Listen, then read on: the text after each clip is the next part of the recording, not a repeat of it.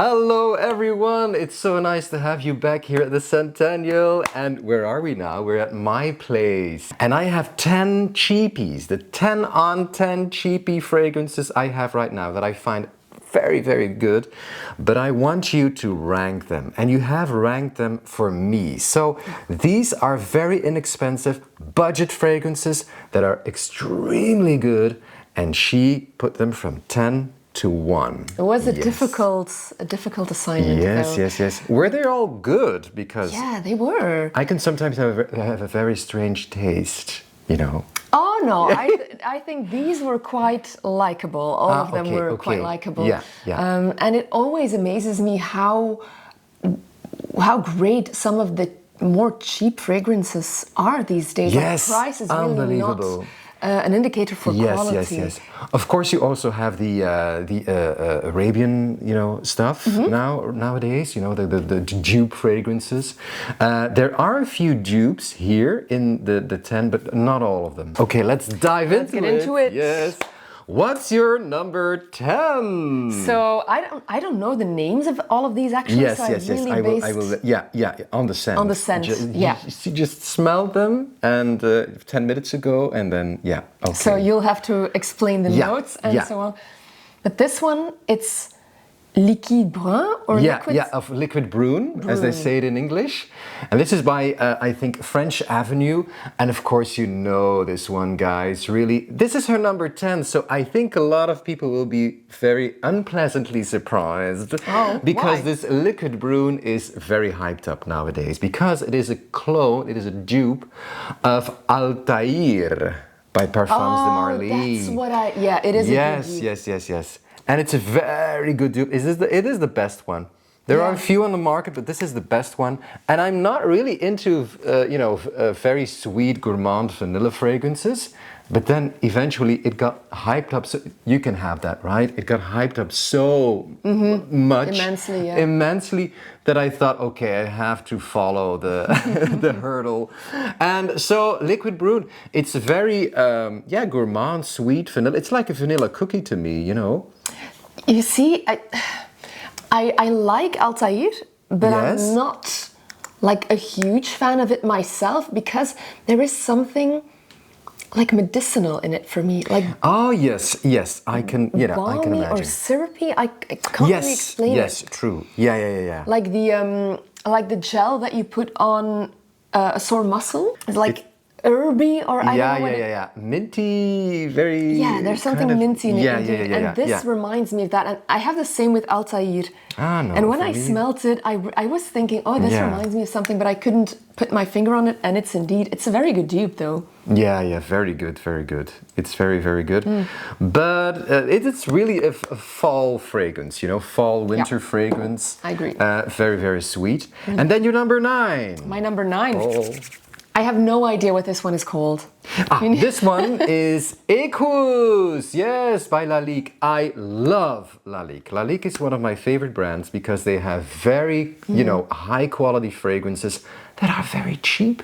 And the bottles are so well done because they're, a glass kind of manufacturer. Yes.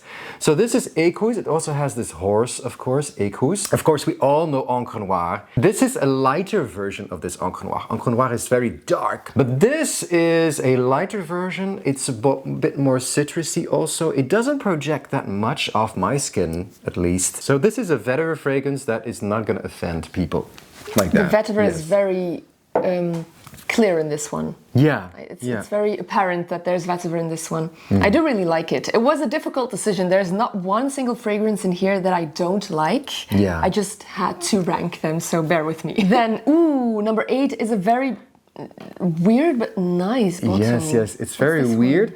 And I think the meaning of this cap is that you can spray the fragrance on it, and then it's like this air freshener, home scent kind of thing. So you just spray it on, and it just absorbs the scent, and then you can, put it like this, and then it's like, it's on your shelf, the bottle, but still there is this aura of the fragrance around it. That's so cool. Nice. It's a fragrance world one, and it is called Arabian Incense. Very cheap, this one. It's around 20 euros. All these other ones also around 20 euros. This Equus is like 44 euros, something like that. Liquid Brun, very, very cheap. This one also very, very cheap. It's an Arabian perfume, and it's kind of a dupe. It's a clone of this one, this very much more expensive L'Arme du Désert by Atelier des Ors. Oh, can I smell that one? Yes, you can. Oh, and but you can smell it, but you still get the comparison, right? Yeah, I do. Yeah, I do get the similarities. This one, the Arabian Incense, is more in your face. I have a feeling. While the L'Arme du Désert is more refined. Maybe? Yes, more maybe refined. That's the word. Yeah, that's but it. I do. When I first smelled it, I smelled some sort of beeswax in it. Ah, yeah. Something like waxy, and I'm not really. It's not really my note. Yeah. But the longer I smell it, the more I'm starting to like it, actually. Oh, yeah. And especially if you mention like you could use it as a home scent. Yeah. I would love this as a home scent. Yes. It's very warm. So this is incense and woods, really. You know, it's a kind of sweet incense also you get from this. Yeah. Then what is your number 7? Oh, this was a difficult one. It's again a lighter one. Yes. And it's again Lalique. Again Lalique, guys. And this is unbelievable. This is around 25 euros for this 125 ml bottle. And this is Lalique White. You also have Lalique White in black. White in black. Yes, and that is a vanilla-driven, fragrance. But this is all about, something woody, but also fresh and in the meaning of citrusy. Okay, so this is a very good summer and spring scent, but also you can dig this in the other seasons as well, I think. And I truly love this, but because this is a very modest fragrance, but high quality and gentlemanly, I think. It's also gentlemanly, but it's also very wearable. It's a very unisex as well. It reminds me, from the top of my head, of Caudalie. Do you know the brand? Oh yes. Something that you can. Yeah, the skin products. And yeah, and you can get them in pharmacies. Yeah. And it reminds me, there's like a similar quality to it. It's very, yeah.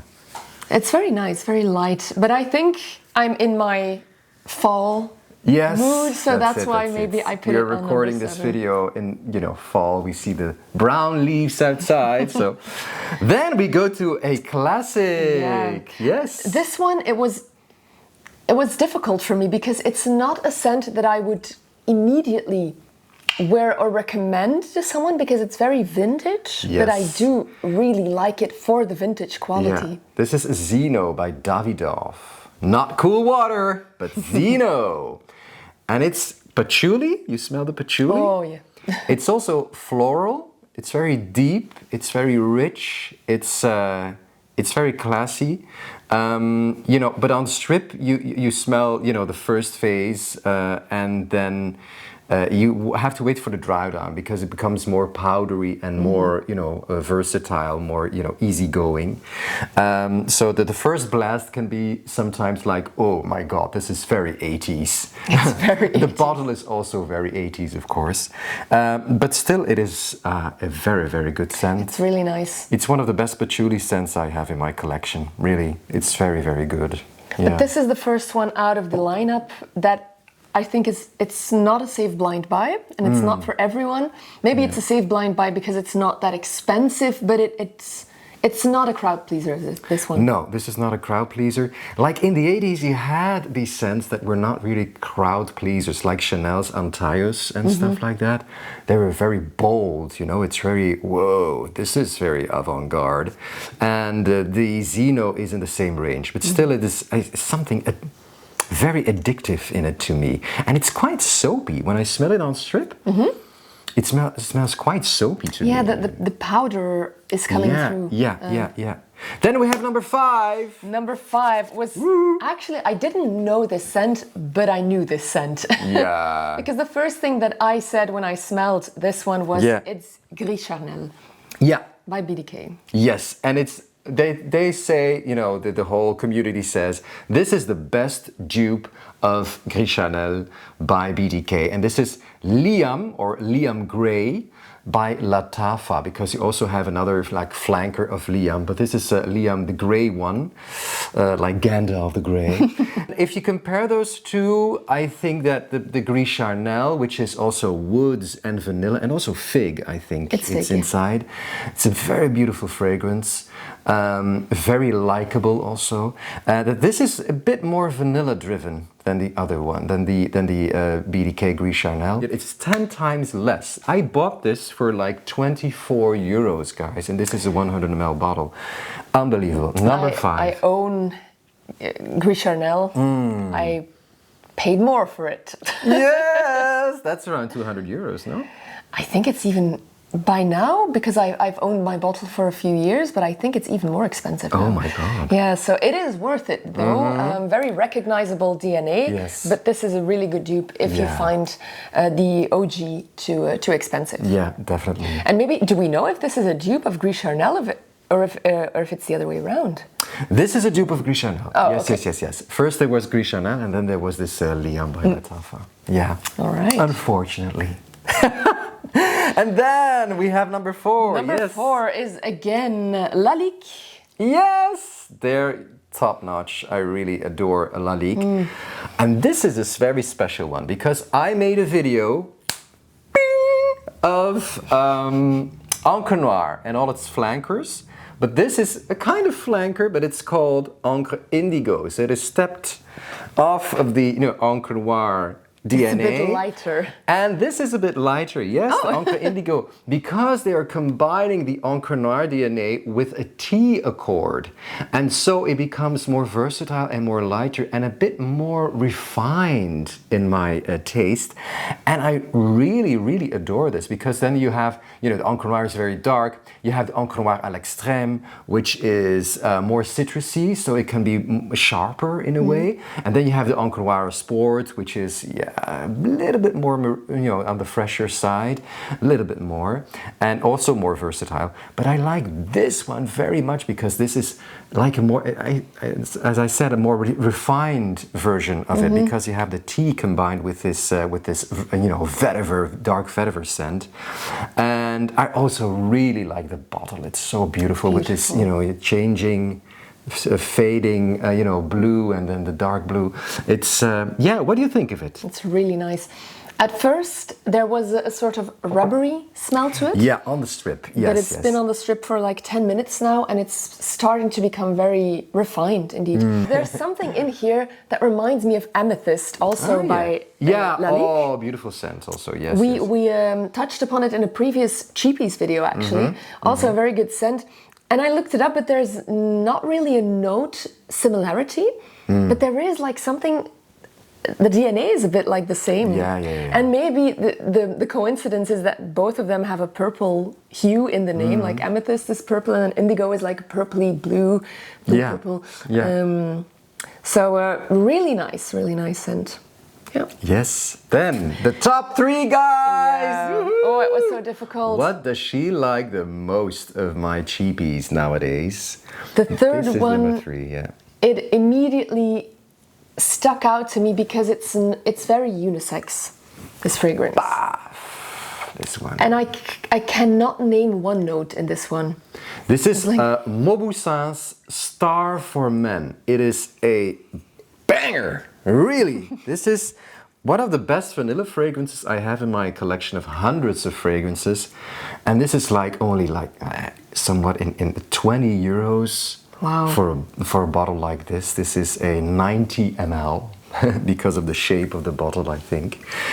Yes, what do you think? It's vanilla and woods done right to me. It's very, very beautiful. There is something about it that makes me want to continue smelling it. And it reminds me, and probably the notes are completely different, but it reminds me of Kayali's pistachio gelato. Okay, there is something like, and I can't tell what it is.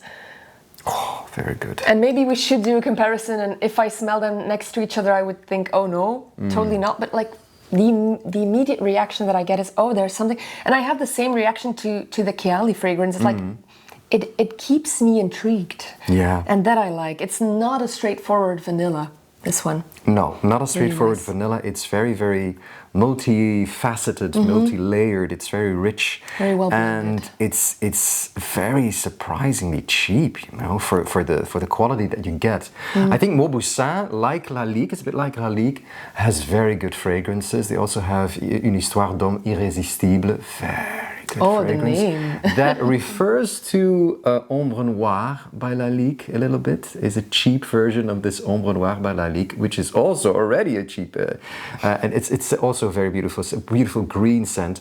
But this is vanilla and woods, and it's just tremendous. Number 3. I'm glad. Beautiful. And this is a quite recent release. So then number 2. Number 2. Yeah. It's like the star, the Mauboussin one. It keeps me intrigued. This one, I couldn't tell you what is in there. Ta-da! You know this one, right? This is Moustache, the EDP version, guys, not the EDT. And this is the overperform from Rochas, Moustache. And this is another cheap version of YSL's Tuxedo, a lot of people say. Oh.